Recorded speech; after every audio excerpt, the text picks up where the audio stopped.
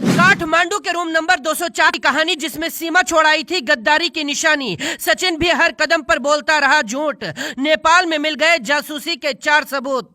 जब सीमा और सचिन ने नेपाल बॉर्डर को किया था पार, उसी वक्त सीमा ने साजिश को दिया था अंजाम। कंप्यूटर से भी तेज निकला सीमा हैदर का दिमाग।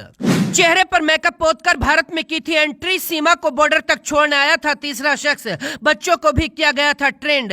आईबी के खुलासों से हिला पूरा हिंदुस्तान। अब सीमा हैदर के खिलाफ भारतीय एजेंसियों को वो सबूत मिले हैं जिनकी सच्चाई सुनकर आपकी सांसें रुक जाएंगी। जो सीमा हैदर एक मासूम और सीधी सच्ची महिला दिखाई देती है, नेपाल से सामने आई उसकी सच्चाई सुनकर आप कहेंगे कि इस महिला का दिमाग तो कंप्यूटर से भी तेज है। सीमा हैदर की सच्चाई सुनकर एजेंसियां भी दंग हैं कि एक महिला इतनी शातिर कैसे हो सकती है। अब तक आपने भारत और पाकिस्तान में सीमा पर हुए खुलासे सुने होंगे, लेकिन आज नेपाल के उसी कमरे से सीमा के खिलाफ 4 सबूत मिले हैं जिसमें सीमा और सचिन ने इश्क लड़ाया था। पहले आपको इस कमरा नंबर 204 की कहानी दिखाते हैं, इसके बाद बॉर्डर पर सीमा ने कैसे खेल खेला वो दिखाएंगे। सीमा और सचिन नेपाल के काठमांडू में न्यू विनायक होटल के कमरा नंबर 204 में 7 दिन तक रहे थे। सीमा और सचिन उसी होटल में गए जहां कोई आईडी जमा नहीं होती, सिर्फ रजिस्टर पर नाम लिखा जाता है। यहाँ भी दोनों ने धोखा किया और रजिस्टर में गलत नाम लिख दिए। पूरे रजिस्टर में कहीं भी सीमा और सचिन का नाम नहीं मिला है।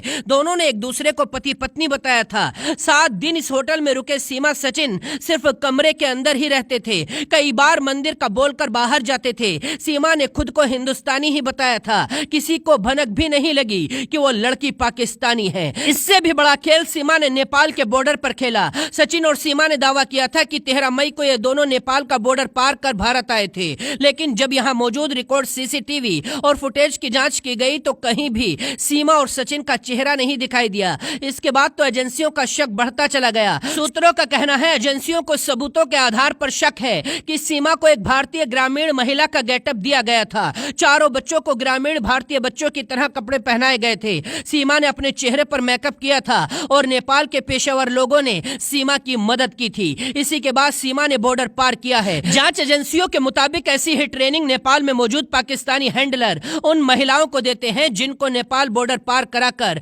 भारत में गैरकानूनी गतिविधियों को अंजाम देने के लिए भेजा जाता है। बॉर्डर तक सीमा की मदद पाकिस्तानी एजेंट ने की थी, इसलिए सीसीटीवी कैमरों में भी सीमा को पहचानना मुश्किल हो रहा है। तीसरी चीज ये है कि मई के पूरे महीने में नेपाल और भारत के बॉर्डर पर एक भी ऐसे इंसान ने बॉर्डर पार नहीं किया जो नेपाल या भारत के अलावा किसी तीसरे देश का हो। यानी सीमा को भारतीय बताकर ही बॉर्डर पार करा दिया गया था। हर कदम पर पेशेवर लोग सीमा की मदद कर रहे थे, क्योंकि जांच में सामने आया है भारत नेपाल बॉर्डर पर 13 मई को किसी तीसरे देश के नागरिक ने कोई प्रवेश नहीं किया। अब सवाल यह है जिन लोगों ने सीमा की मदद की वो कौन थे। अब कई टीमें नेपाल के लिए रवाना हो गई हैं और उन एजेंट की तलाश में लग गई हैं जिन्होंने सीमा की मदद की थी। भारत नेपाल सीमा के सारे बस रूट पर 13 मई को गुजरने वाली बसों के सीसीटीवी फुटेज की पड़ताल की जाएगी।